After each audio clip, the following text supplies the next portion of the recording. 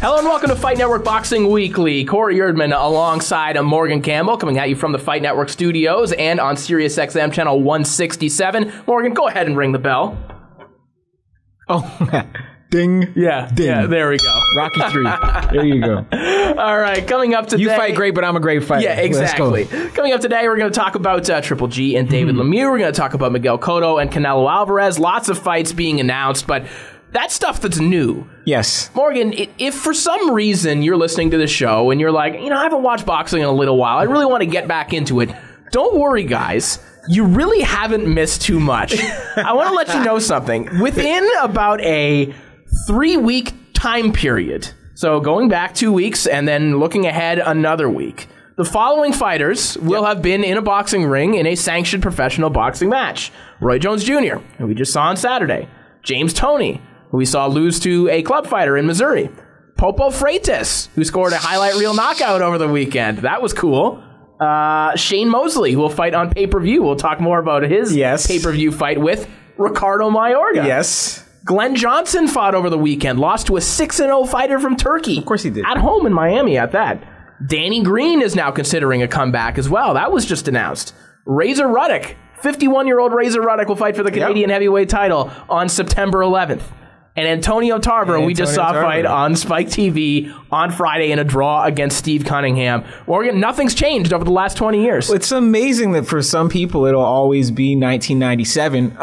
But some of these guys, you would think, have kind of the direct line to the payday, because we're at the point now where no matter whether or not, because people know Floyd Mayweather's retiring and he's still the biggest payday in all of boxing. So now anyone who has a legit or a not legitimate claim to call him out can do it. So Acelino Popo Freitas, let's remember when Floyd Mayweather, I think after he beat Diego Corrales in 2001. He said, hey, let's fight Acelino Freitas, and it never happened.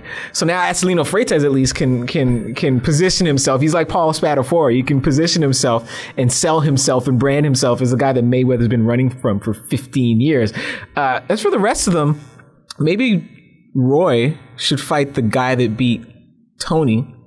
Yeah. Like, we could create quite the bracket of guys. Winner gets the guy that fight one another. Winner gets the guy that beat Glenn Johnson. There we go. Like, Tarver is clearly in the best shape of everyone because Tarver was still just competitive with Steve Cunningham, and maybe you can make an argument that he won that fight as well. Tarver is in the best shape. Maybe physically looks the worst. Yes. But is the best in the ring. Then I think the most shot is Razor Ruddock. Yes. Razor Ruddock is the worst of this bunch. Yeah, and the thing about Razor Ruddock is he's shot because he's old. He's not shot because he's not Shane Mosley shot or James Toney shot where he just kept fighting. Yes, top level guy until everything wore out. He's 51 years old. Now, we saw Razor Ruddock a couple weeks ago at the news conference announcing his Canadian title fight. He looks really good for a 51-year-old. He looks really good. And if you put him, I am 100% certain he's the best 51-year-old heavyweight in the world. What about Bronco Billy Wright? Remember Bronco Billy Wright? He's still fighting. We get press releases about him on a daily basis. Well, we could set that up because the problem because there are different classes of old guy fighter here now, right? So Roy Jones, I think, is at the point where he knows he's only going to fight the tomato cans, and he's just kind of making his living on these club fighters because he's diminished a lot, but he just has so much talent that even as an old man, you take a guy who never had talent and Roy Jones will beat him. Well, in the same way that, some 50-year-old drunk pot-bellied Kenyan ex-marathoner will still beat us in the 10K. Of course he will, That's just the way it goes. I think that Roy does know that, and he's just sort of lying to people a little bit when he says, I want Marco Hook. No, he doesn't. No, you don't. But this is Razor Ruddock's problem. Is that Razor Ruddock, if he beats Dylan Carmen September 11th, he wants to fight Anthony Joshua for the Commonwealth title. Yeah. And Dylan Carmen's 29. I don't like his chances of walking out of that fight, vertically. No. Razor Ruddock, the worst thing he get is the thing that he wants. Anthony Joshua just starched, the toughest guy to hit in the heavyweight division, Kevin Johnson. Right. He just knocked him, he just blew him away. 51-year-old Razor Ruddock does not want any of that. And again, neither does 29-year-old Dylan Carmen. So I'm just wondering, what's the best case scenario for this fight September 11th? I'm saying that of this group, the guy that's probably in the most danger is Glenn Johnson, who still seems to think that he can beat good guys and still puts himself in competitive matchups. Yes. Glenn Johnson of this bunch, and I hate to say it because Glenn Johnson is such a nice guy, but Glenn Johnson is the most delusional of this bunch, I think. Shane Mosley is right there with him. But Glenn Johnson... No, you know what? As deluded as Glenn Johnson is, and again, he's a very nice guy. When I was in Miami, just happened by his gym. Yeah. And caught up to him. He's like, yeah, for some cardio boxing. Yeah, right. Whatever. Great guy. Has extended family here in Toronto. But to your point, yeah, he's still too proud to accept that at this point in his career, he's probably about 46 years old. Yeah. There are a lot of guys he can beat.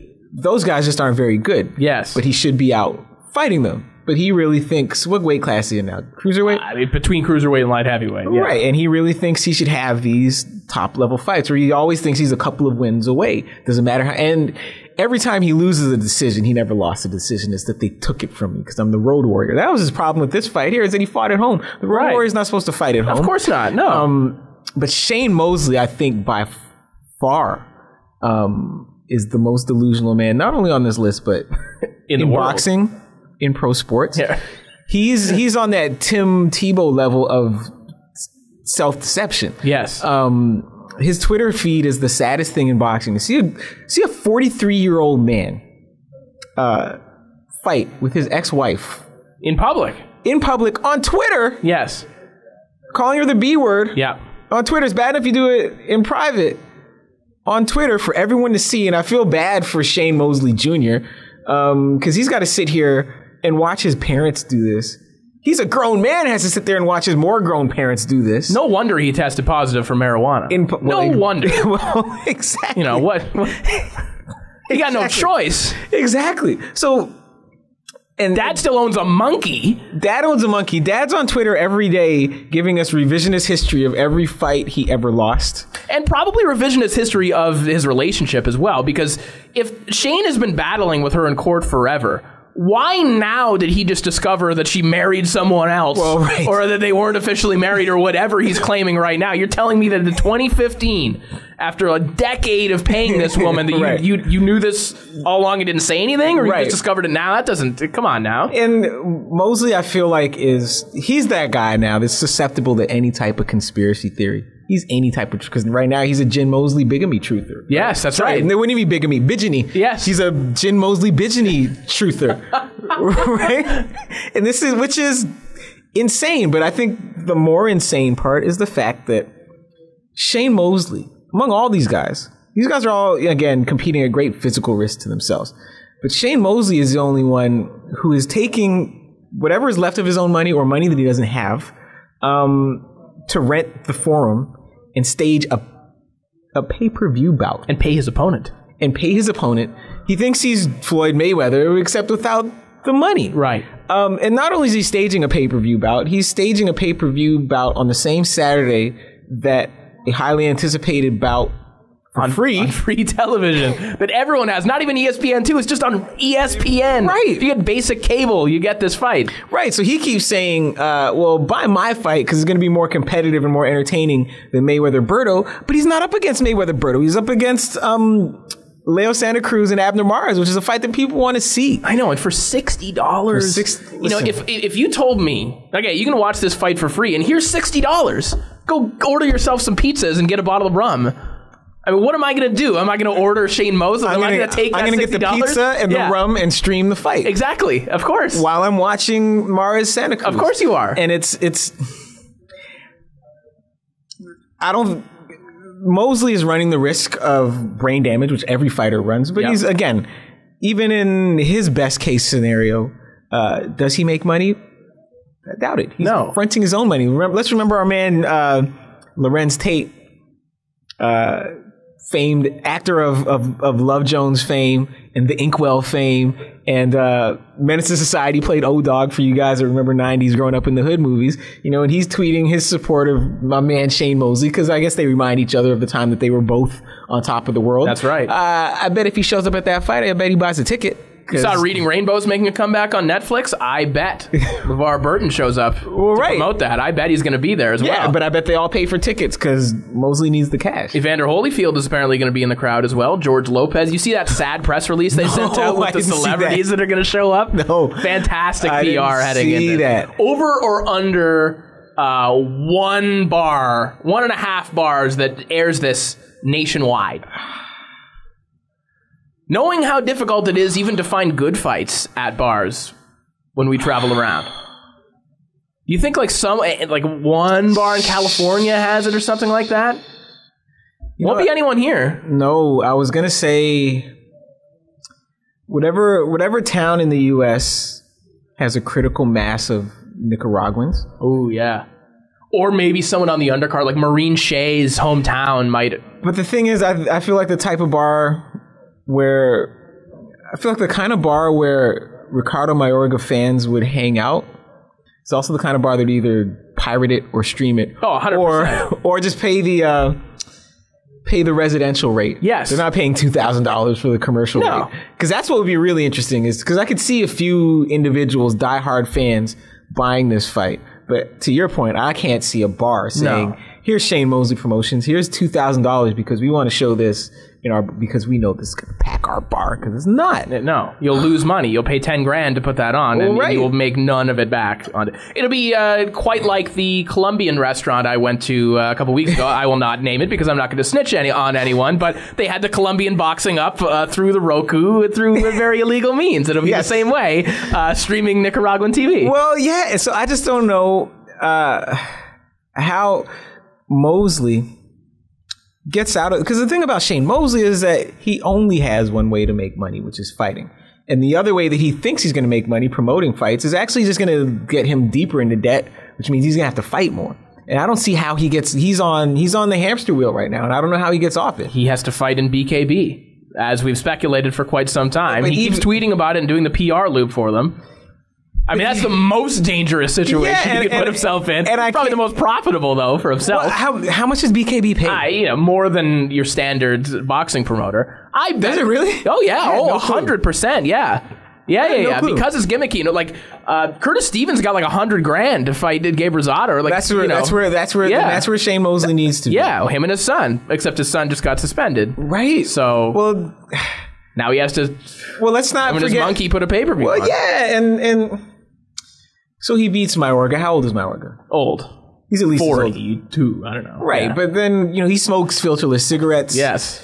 In boxer years, he's at least 65. But Mosley really thinks this is going to go somewhere. And Mosley, the insecurity is mind-numbing. When you see Mosley talk about a private sparring session between himself and Sean Porter, what's private about it if you're tweeting that it happened? What's private about it if you snipped the best highlight? Yes. There's the point where Mosley catches... I landed a jab. Where he catches him with the left hook coming in, he catches him with the right hand, he says, hey, I still got it in this private session. I also don't know when this session was. No, we don't know when from any time. Yes, and it might also just be showing us how limited Sean Porter is as opposed to how great Shane Mosley is. Shane Mosley, physique-wise, looks great. Of course he does, yeah. It wouldn't... I'm not going to speculate that he's on something. All I'm saying is he's the guy who's been on something in the past. Right. He denies that, though, according to his Twitter feed, which Shane Mosley's Twitter feed, and we have to hit the break in just a second here, but Shane Mosley's Twitter feed is it's as bad as like the Iron Sheiks, except Shane Mosley is running it himself and not doing it as a joke. It is the absolute saddest thing in all of sports right now, Shane Mosley's Twitter feed. Go follow it if you want to be sad. Well, I don't know. And every time I'm going to unfollow, I say to myself, no, I got to keep following. Yeah, it's... if you go and do that, we'll try and cheer you up on the other side of the break. We'll be back with some more boxing talk when we come back here on Sirius XM Channel 167.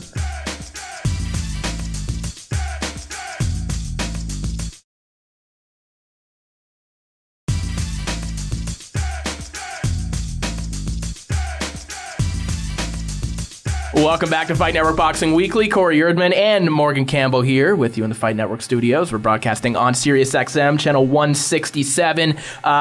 In the first segment, we talked about a whole bunch of old men who are still fighting and the possible damage that could be caused to them and all of the surrounding topics that come with that. That ties into a very interesting interview that came out over the weekend with Floyd Mayweather. And the only interesting interviews with Floyd Mayweather are basically the ones that he effectively conducts with himself through FightHype.com, which clearly he funds with Ben Thompson. Shout out to those guys for being the only ones to get access to Floyd Mayweather. Right. I don't know how they made that happen. They really do great work with the interviews with them, but I don't know how they made this happen. What's also amazing is that Floyd Mayweather is funding Fight Hype, but every Fight Hype video is clearly shot on a phone, and not even a good phone. Like probably a BlackBerry from 2 or 3 years ago. Or like the camcorder from like 08. Yeah, you would think they would upgrade. You know, if Floyd is funding them. But again, Floyd in a lot of ways is a throwback. He doesn't listen to any music that was released past like 1991. Still, he posted, I think you have it as well, Floyd posted his gym playlist on Spotify, remember? Yes. And it was like an absolutely bonkers mix of Cameos, like Zap. Yarborough and People's Guy After 7, like this. Yeah. So, so they do have the camcorder. Yeah. He probably records on beta, Ben. Still has the date flashing in the red record button. Exactly. But Mayweather had some really interesting things to say about what's happening in his training camp. Yeah, it was kind of, the most somber that we've ever heard Floyd, or at least since I can remember, when he was talking about the state of Roger Mayweather and the fact that, his years of fighting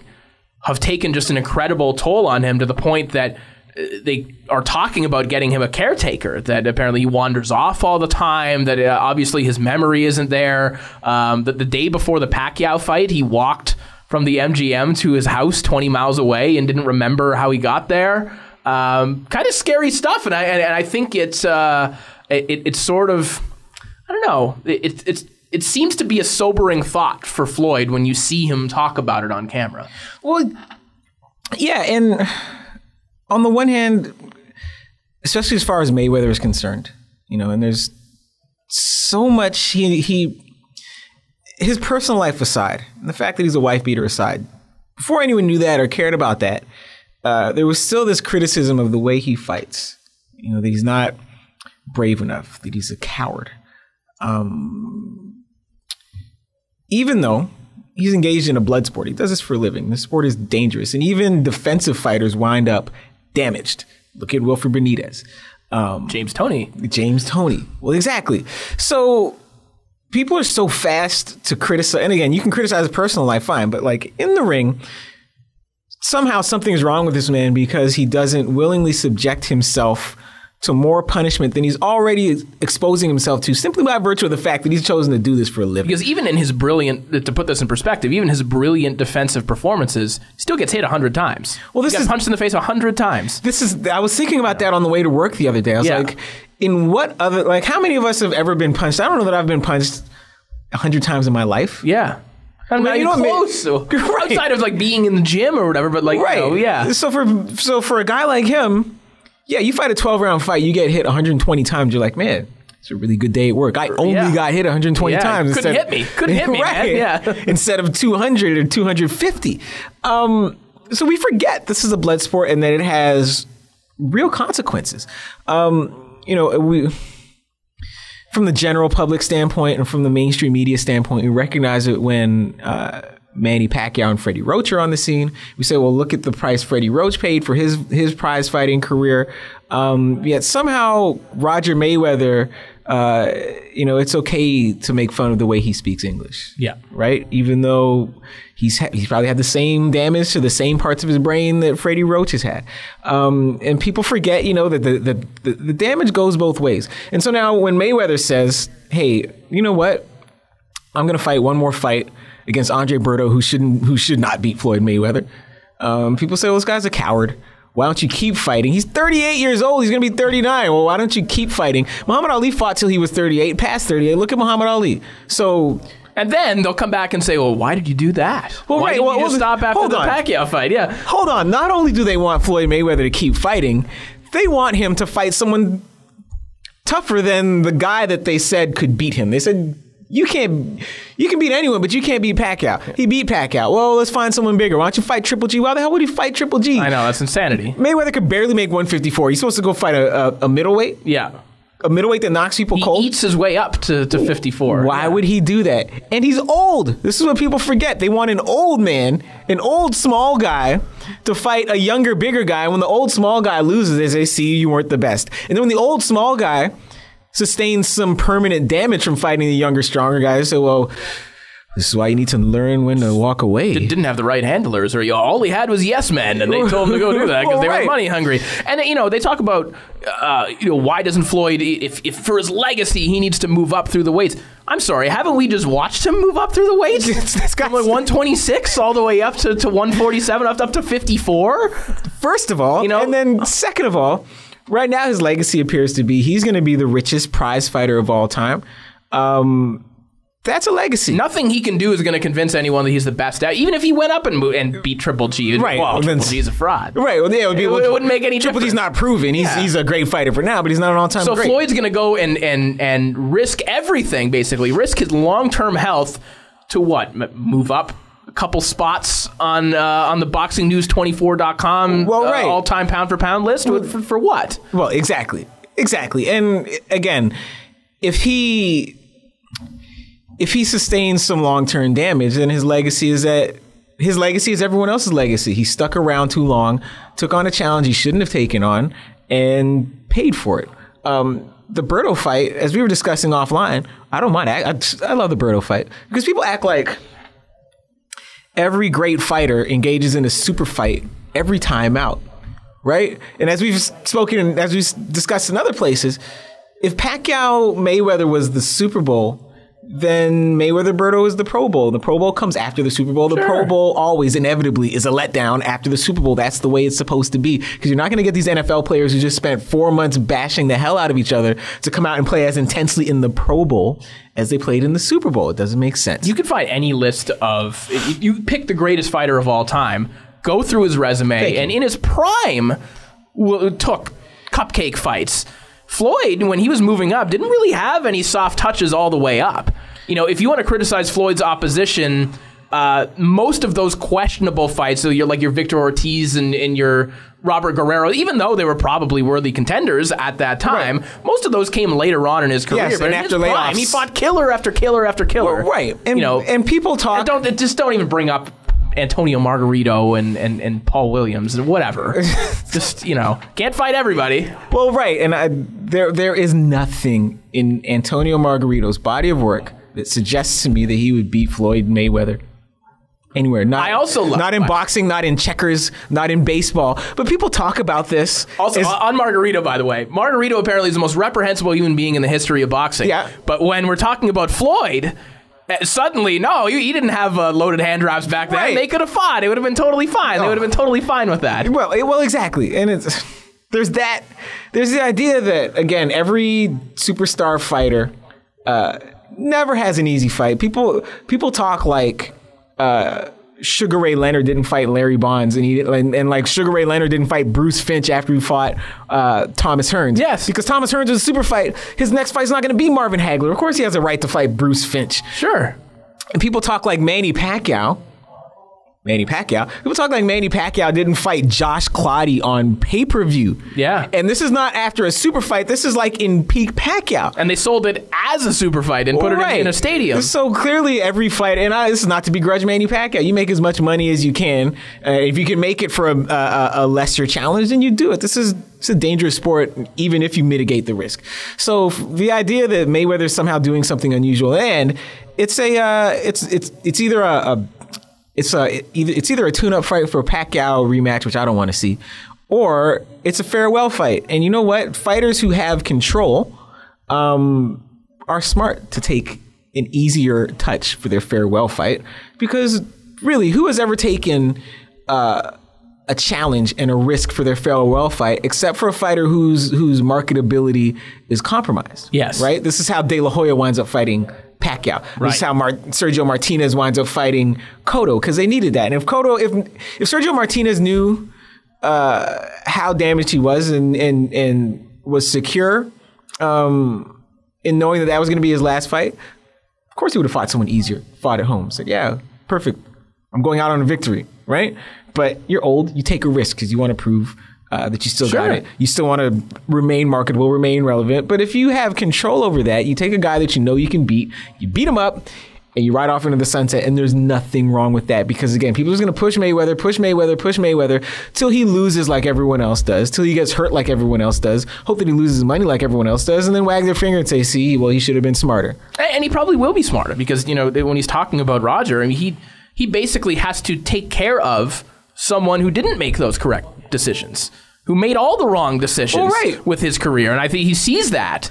And he knows he doesn't want to become like his dad. He doesn't want to become like Roger. And this is a thing we do with every boxer, because every boxer sees the older boxers ahead of him, whether it's an opponent, a mentor, a trainer, and the opponent, mentor, trainer is older and slower, maybe a little bit brain damaged. And then we say, how come this younger boxer who wound up brain damaged as an older man, how come he didn't see it? How come Ali didn't see it when he was training with Archie Moore? How come he didn't see what happens, and how come he didn't react accordingly? So here's Mayweather seeing what happens when you fight too long, reacting accordingly. We say, you know what? This guy's a coward. He needs to challenge himself at 39 years old. Listen, the only challenge you need at 39 years old with $300 million in the bank or whatever it is that Mayweather has, the only challenge on that aspect is, which Maserati to drive to the grocery store. Get to the finish line with all that money. Well, right. You don't really need any more. And again,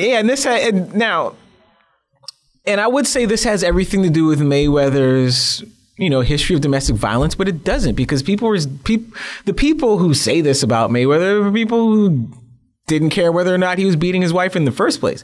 This is all just based on wanting to see someone, spoil his perfect record. Absolutely. And, these other demons he's going to have to deal with, whether he wins, whether he loses, whether he has money, whether he has no money.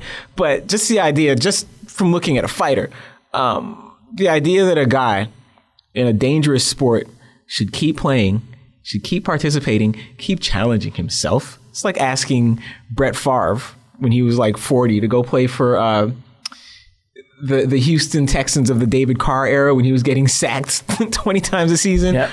Let's see how great you are. Let's see how great you are now. How great you are. Behind a patchwork offensive line, old Brett Favre. And then when he breaks his back, you say, well, you should have walked away, old Brett Favre. You should have seen how bad that offensive line was. Like, you cannot win. Oh, man. All right. We're going to talk more about Floyd and Berto when we come back. We're going to talk a little bit about Triple G as well. We just had the press conference officially announcing him and David Lemieux. So plenty more on the other side of the break right here on Fight Network Boxing Weekly.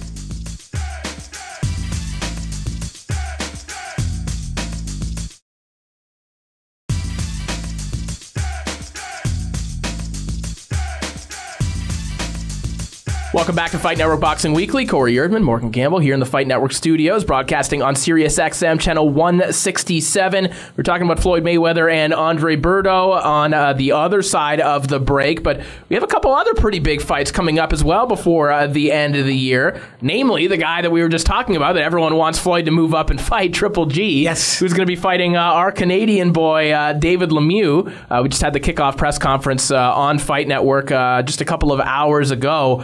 And once again, Morgan, as I'm sitting and watching the press conference, a couple hilarious things happened. I don't know if you saw. I didn't see the press conference. Okay, so they gave a traditional Kazakh hat and robe to the guy who runs Madison Square Garden, and he did the press conference while wearing it. So that was, that was something. You can pull those photos up on Twitter. I don't know why we continue to do that. And we continue to sell Triple G and this fight around the fact that he fights in Mexican style. And this won't die. And Max Kellerman really won't let it die either. It was particularly prevalent in the last broadcast. The Sergey Kovalev broadcast, not even Triple G's broadcast. First thing. He popularized the Mexican style of fight. Did you know that? Before that, hold on. So you take the promoter and say, here, wear this traditional Kazakh clothing. Yeah. Does Triple G even wear traditional Kazakh clothing? No. Triple G dresses... He wears sweaters. He wears cardigans. Yes. Yeah. And khakis. Yeah. And people marvel at how good looking he is on boxing Twitter. Well, right. Yeah. And it's strange because even though, as Triple G has popularized Mexican boxing, it's not like you see Mexican fighters, walking to the gym like when Juan Manuel Marquez wakes up in the morning and drives to the gym, does he put on a sombrero and a poncho? It's traditional Mexican clothing. Garb. Right. What's our man's name? Daniel Ponce de Leon. Yeah. When he was doing his road work, did he put on the traditional Tarahumara the sandals. rubber-soled sandals? Actually, he did. Yeah, he might have. He fashioned out of a tire on the side of the road. He made himself some footwear. Yeah, of course. Yeah.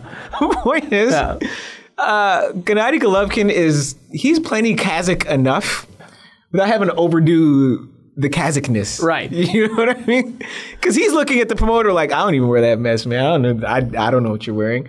Like, to be like us showing up, I don't know, in a full hockey uniform, Canadian. Yeah. Oh, yeah. Yeah. Exactly. Traditional Canadian dress. You know, when we have like the royal family here, we have them play like hockey. Yes. And so like it's embarrassing. It's embarrassing. I'm sure people in Kazakhstan are watching this like, come on. Yeah. Well, this is like it's like how Americans think that all Canadian cops, like in day-to-day life, dress like Mounties. Yeah. In the red jackets. The and MSG horses. guy looked like the white girl at Caravana. In like the full-on outfit. I was gonna say you look kind of like Father Guido Sarducci if I remember that picture correctly. But yes, I see your. Yeah, you know what exactly. I mean? You get my comparison? Yes. It's just like, yeah, I guess you can do that, but you just, all right. Fine. Right. The Mexican style thing.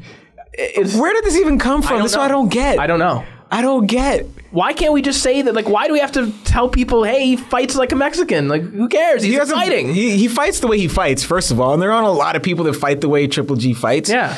And not everyone in Mexico fights like Triple G. And to suggest that he's the one that made the Mexican style of boxing popular is just so illogical because... Why are we calling what he's doing Mexican style? Unless the Mexican style already existed. It's a popular thing that we're marketing him with. Yeah, exactly. Right. It doesn't make sense. Yes. It doesn't make sense. There already is this perception in the public's mind of how Mexicans fight and that Mexicans are brave and Mexicans are relentless. So this thing already exists. So to bring in some guy that got famous in 2012 and say he popularized his style, well, how did he popularize a style that I already had an idea of as a casual fan?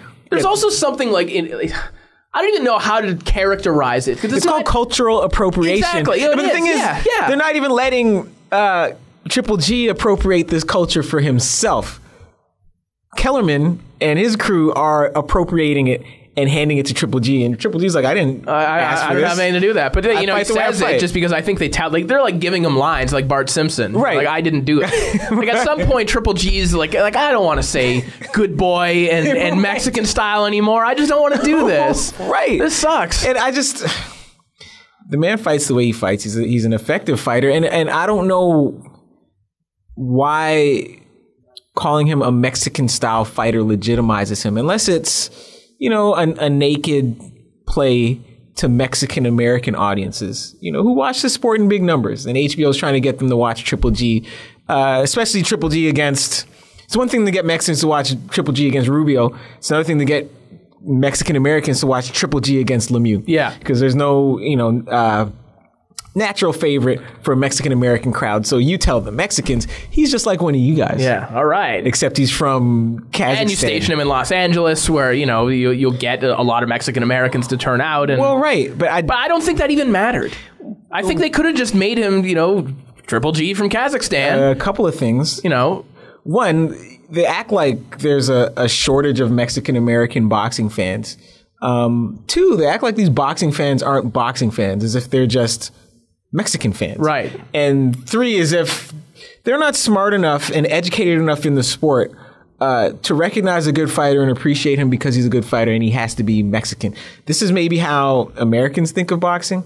This is definitely how people from all over the world think of certain sports. Well, when I was talking, during the Pan Am Games, I was talking to Brazilian journalists, and they say, well, we don't necessarily have a favorite sport. The favorite sport is winning. So when Brazil's good at handball, everyone loves handball. But Mexican-American boxing fans, I don't know that they need an actual Mexican in every single fight, or else they'll say, you know what, I'm not watching the fight. Everything airs on TV Azteca. Everything. Right. Absolutely every fight you could ever dream of airs there. They know who everyone is. Yes. So it's an insult to people's dedication to the sport to suggest to them that this guy doesn't have a connection to you ethnically, nationality-wise, but we're just going to make one up because you guys are too dumb to recognize a good fighter. But if we throw a sombrero on him, because the other way to do that is like when Roger Mayweather was coming up and Don King started calling him the Mexican assassin. Yeah, the executioner, the Mexican assassin. That's worse. That is much worse. Well, that's what you could have done in the 1980s. Right, You can't do it now. No. So you'd say this guy popularized Mexican-style fighting, even though the very fans that you're trying to connect with by making this ridiculous claim know enough about boxing to understand, because they're Mexican and Mexican-American boxing fans, they know enough about boxing to understand that this guy from Kazakhstan didn't popularize Mexican-style boxing. Makes zero sense. Also, what is it? I mean, Miguel Vasquez is at home thinking, what is this Mexican style you speak of? I don't understand, but I don't box like this. Well, exactly. And I'm from Mexico. Well, exactly. And if what is our man's name? The Mexican Russian. Oh, Evgeny Gradovich. Well, what does he think of this? He's like, I moved to Mexico. Yeah. And I speak Spanish. What about Tomoki Kameda? Right. I moved to Mexico as well. Right. Oh, man. But again, obviously, Mexican-style boxing was pre-Triple G was already popular enough to get these guys to move to Mexico. Clearly. And again, like a real fan doesn't need Max Kellerman to tell him what Mexican-style boxing is. If such a thing exists, and if it does exist, the extent to which Triple G is a practitioner of it, you're insulting the very fans you're hoping to connect with, and the other ones. Yeah, I don't know how much they're buying it. Well, on the other side of the break, we're getting the signal here. On the other side of the break, we'll talk about actual Mexican fighter, Canelo Alvarez, who's going to be taking on Miguel Cotto. That was made official recently as well. We'll talk about that. We'll wrap things up on the other side of the break right here on Fight Network Boxing Weekly.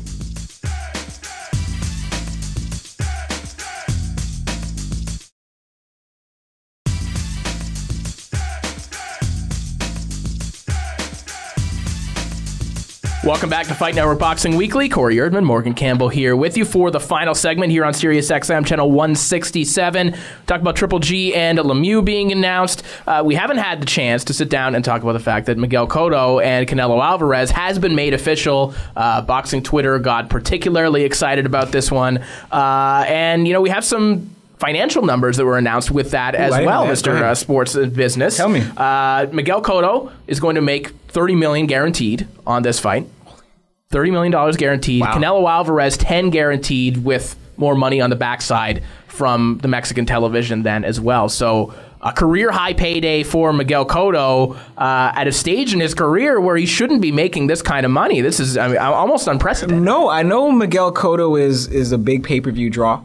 What I didn't know was whether or not he was a bigger pay-per-view draw at this point than Canelo Alvarez was. Because again, when you think about, because they have a common opponent in Floyd Mayweather, and you can look at the pay-per-view buys for each of these fights. So Mayweather, Cotto did about $1.5 million. Yeah.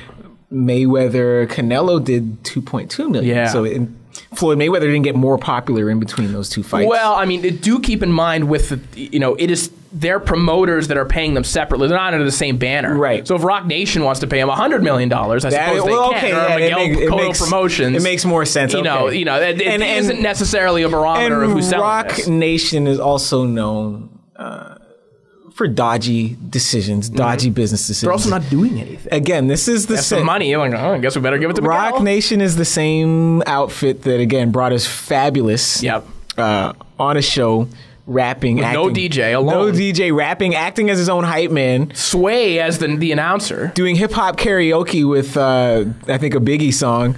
He did Bobby Shmurda. Yes, he did Bobby Shmurda. Thank you. Yes. Shmurda. So it's not like Rock Nation makes a whole bunch of sounds. So now that you put it to me that way, it makes perfect sense to Rock Nation. They might lose money on this fight, but Miguel Cotto says, hey, as long as the check clears, I'm fine. He does not care. Someone paid me $30 million to do this, or triple what I normally do. I would do it too, and it wouldn't matter to me whether bankruptcy or just give me my money.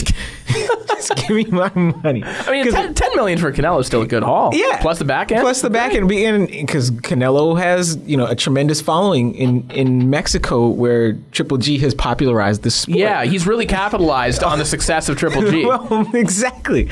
As far as the fight's concerned, this one I can't call at this point only because the last time I saw each of these guys, they were in with someone who was so slow and so compromised and so shot that neither Cotto nor Canelo had a choice except to look spectacular. Exactly, of course, yeah. So it's hard for me to tell if Canelo's still getting better. It's hard for me to tell how much Cotto still has in the tank. I think Canelo's plateaued. I don't know.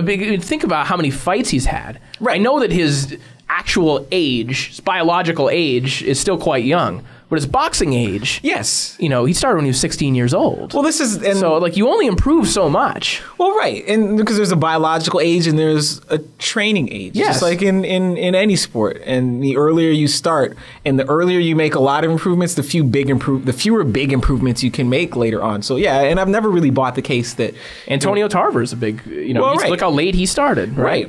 So yeah, I've never really bought the idea that Canelo, because he started at 15, was still necessarily going to peak at 27, 28. Because a lot of people, ask Meldrick Taylor, Benitez. Yes, a lot of people. Basically the example just like this. Yes, a lot of people peak at 20, 21. And you see it in running sometimes too. Someone comes out at 14, 15, smashes all the age group records.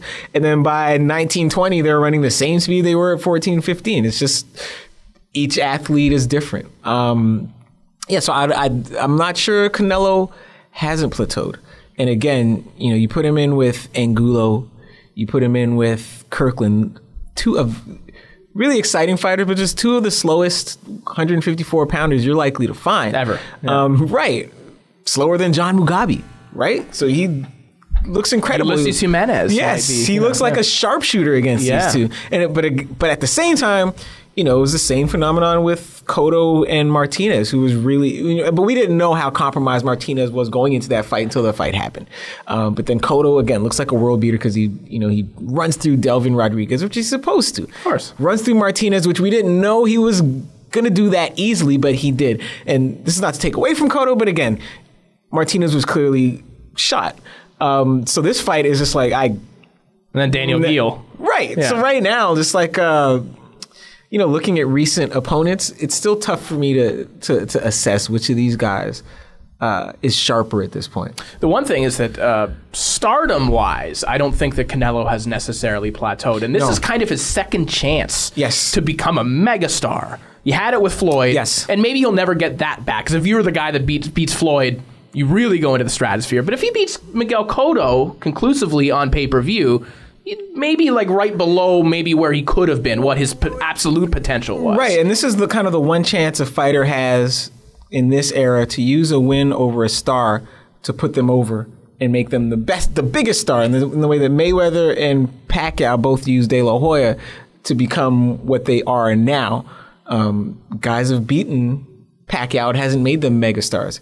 If the right guy beats Mayweather, could make him a megastar. Probably won't be Berto. Even if Berto beats Mayweather, I don't know that makes him a megastar. It just makes him the guy that beat Mayweather. All those people, I think, will throw him a parade. But